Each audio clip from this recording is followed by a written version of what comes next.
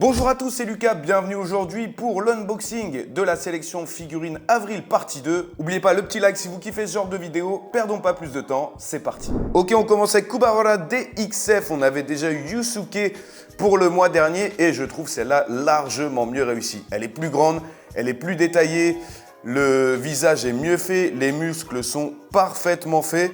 Vraiment, je commence à être bien surpris par la gamme DXF parce que là, regardez la définition même au niveau des muscles, la sculpture au niveau des pliures de son pantalon et on a en plus la petite épée, c'est parfait. Certains pourront peut-être reprocher le visage un petit peu différent du perso, mais moi je la trouve top, 4 sur 5. Bon, vous savez que je kiffe Chainsaw Man, mais celle-ci de Denji de chez Taito, ça ne va pas du tout. On voit trop les démarcations au niveau des épaules. Le visage ne ressemble pas du tout à Denji. Je trouve qu'il manque quelque chose. Il n'y a pas d'âme. Au niveau des cheveux, le dégradé est vraiment horrible. Surtout qu'il y a des figurines Denji bien mieux pour moins cher. Donc franchement, on va mettre un 2. On va mettre un 2. Gabimaru de Hell's Paradise dans la version Vibration Star, très bonne série qui nous ont fait de très belles figurines, notamment de Naruto. Et bien pour cette première figurine, je trouve que c'est vraiment bien réussi. On retrouve le visage bien sinistre de Gabimaru. Au niveau de ses habits, c'est couleur uniforme, mais c'est bien fait, c'est bien sculpté. On a des bons mouvements, des bonnes pliures. Franchement, ça mérite un bon petit 4. En attendant de voir la suite, ce qu'on va nous réserver. Mais ça commence très bien pour Hell's Paradise. Ok, Gotenks Super Saiyan dans la gamme Clearize. Clearize est une gamme assez spéciale puisque comme vous voyez, on a du plastique un petit peu transparent et c'est surtout donné pour les personnages Super Saiyan. Alors la pose, c'est une pose très classique, il y a beaucoup de figurines de Gotenks comme ça, mais vous l'avez vu, l'originalité c'est vraiment ces petits bouts en plastique, que ce soit sur ses épaulettes, sa cape, même son pantalon. Au niveau de la définition du corps, des muscles et du visage, c'est un petit peu en dessous de ce qu'on a pu connaître avec d'autres gammes comme les King of Artists par exemple.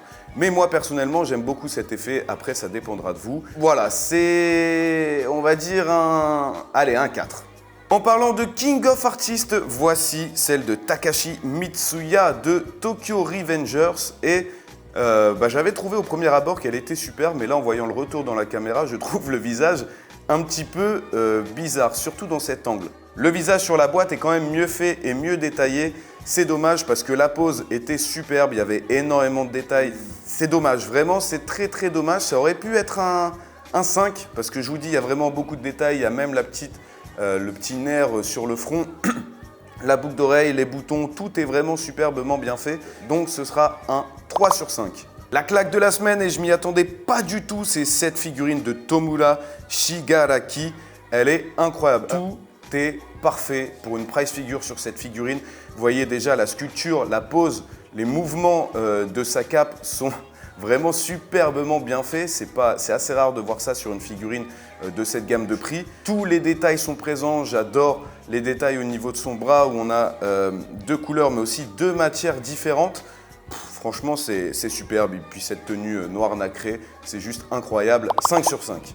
Autre gros coup de cœur de ce mois-ci, c'est la nouvelle gamme, comment elle s'appelle? Oui, Panel Spectacle. On a Naruto, il y aura Sasuke et Sakura qui vont arriver bientôt.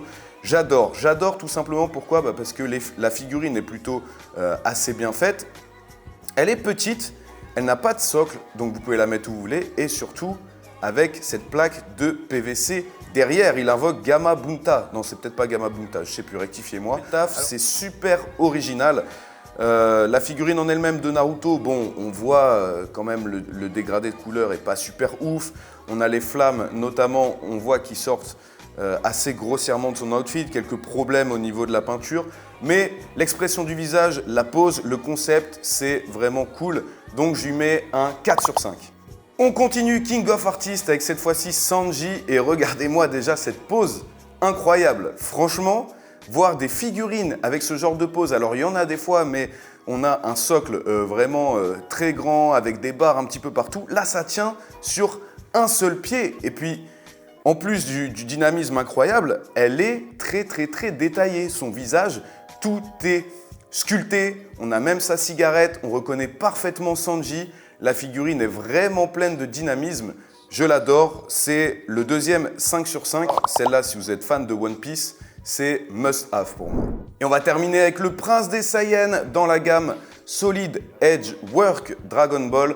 On a un Vegeta tout plein d'assurance qui avance comme ça avec son petit sourire narquois, j'adore.